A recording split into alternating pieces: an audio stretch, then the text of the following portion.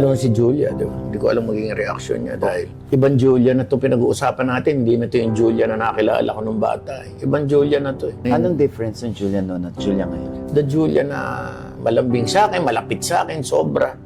Siyempre, through the years, di ba? Maaaring may mga kwento or may mga istorya na nakarating sa kanya na hindi accurate na hanggang ngayon siguro dala-dala niya yun, di ba? Tapos during the times na medyo nagkausap kami sa telepono na galit ako, siyempre sumisigaw ako. Mumura ako talaga. I say bad words. Ganun talaga yun. Hindi naman ako lumaki sa Yeah.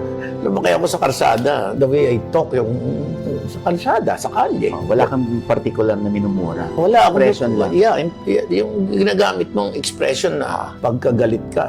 Nagagawa ko talaga yun, nasasabi ko talaga yun. Pero hindi ibig sabihin nun ganun ang magulang. Makakapagsabi tayo minsan ng masasakit na salita dahil gagalit tayo. Pero hindi ibig sabihin na hindi mo sila mahal.